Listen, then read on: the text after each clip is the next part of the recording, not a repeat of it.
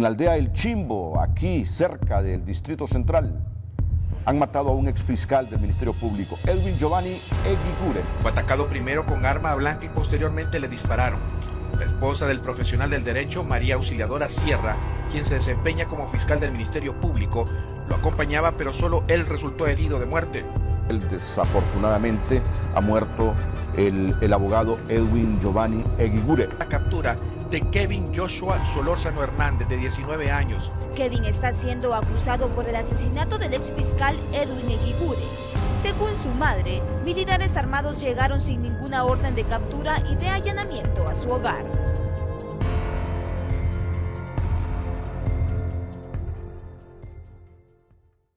A Kevin Solórzano lo que le ocurrió es una desgracia personal y familiar porque se le involucró en un hecho criminal en el que no tuvo ninguna participación. Una persona apuñaleada pues más de 30 veces, con 2 disparos en la cabeza.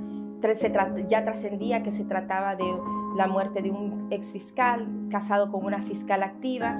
Necesitaban encontrar a un supuesto responsable de los hechos.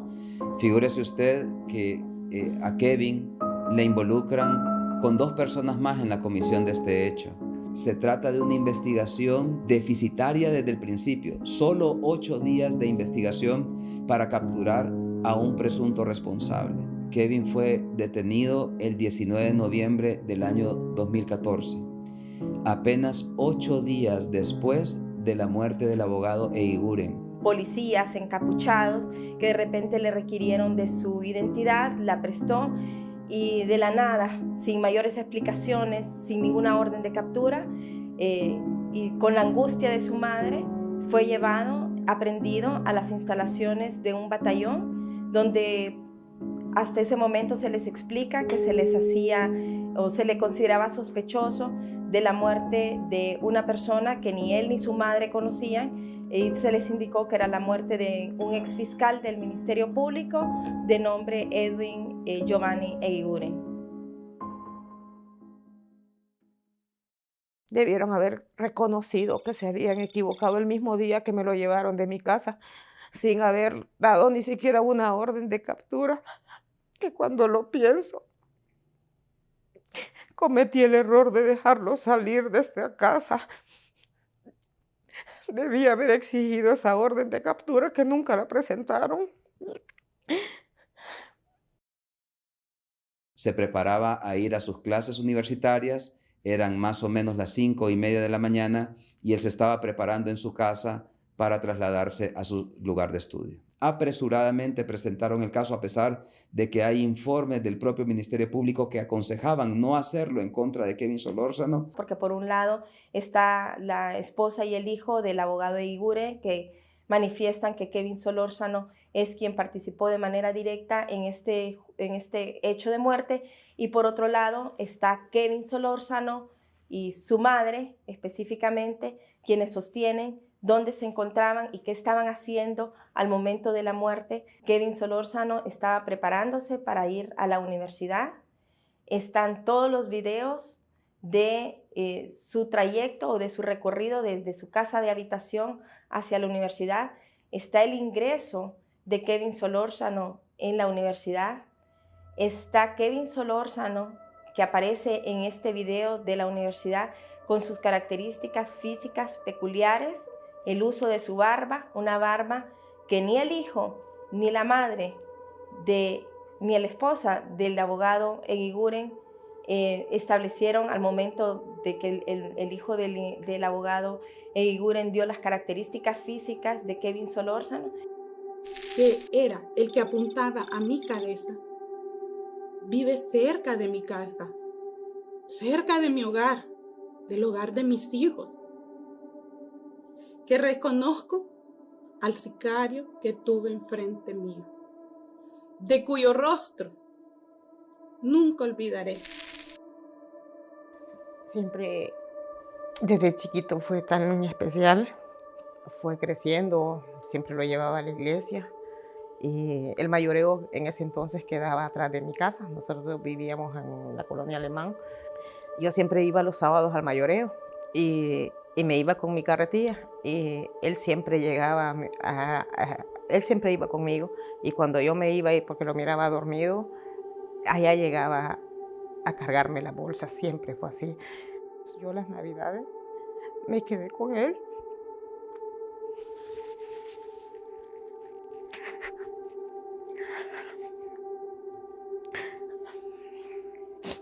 Porque nunca nos habíamos separado.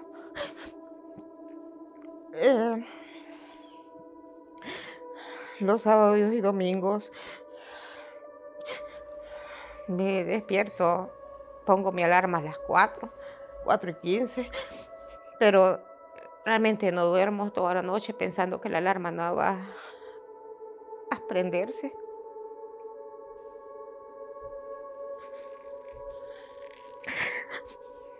Le preparo su desayuno. También le llevo burritas para la cena. La comida del mediodía, pues casi siempre se le lleva comida chatarra.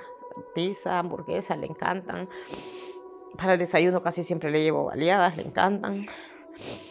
Y siempre tratamos nosotros como familia de hacer que él se sienta amado por nosotros y que ahí hemos estado incondicionalmente y que estaremos hasta el fin de este proceso tan terrible que hemos vivido.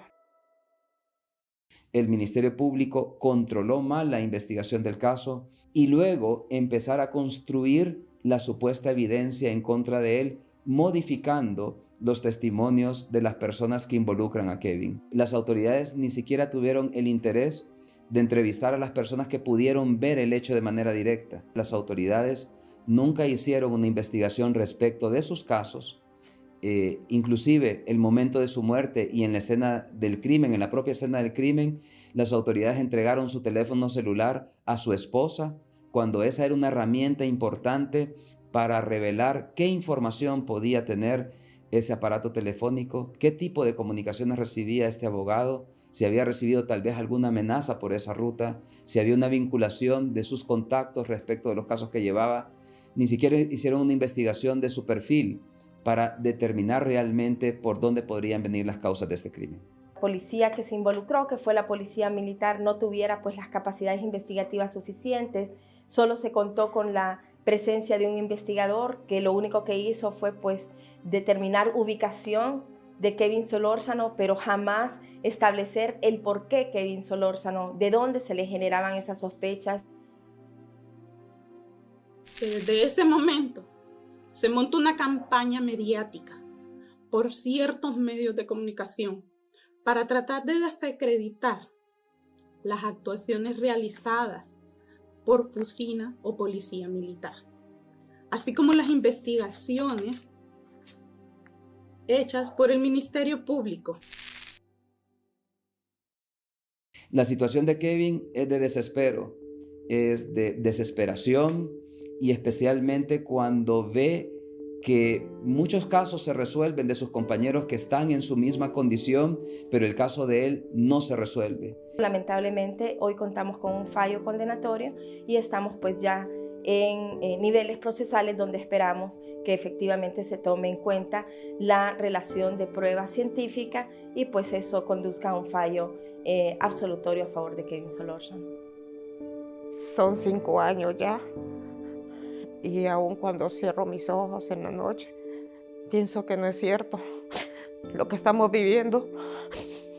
El estado de ánimo a veces de él cuando me llama los lunes, porque hay que esperar tantos días para volvernos a ver. Creo que lo más difícil en todo esto ha sido que nos hayan separado por algo que no hemos cometido.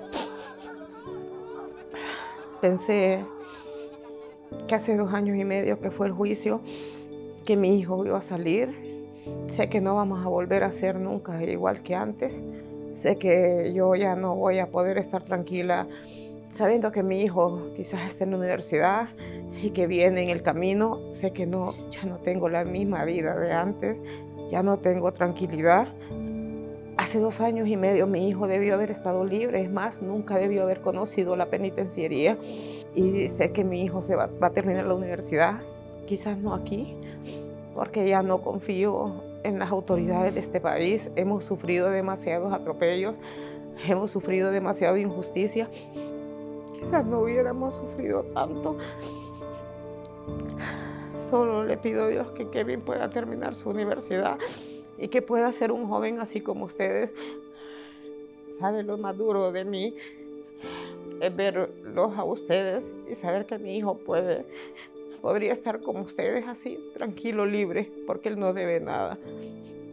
Desearía que ya estuviera terminado para, tal vez como les digo, no llevar una vida normal como la llevábamos antes, pero que mi hijo esté libre, eso es lo que más anhela mi corazón. Eso es lo único que le pido a Dios cada día de mi vida.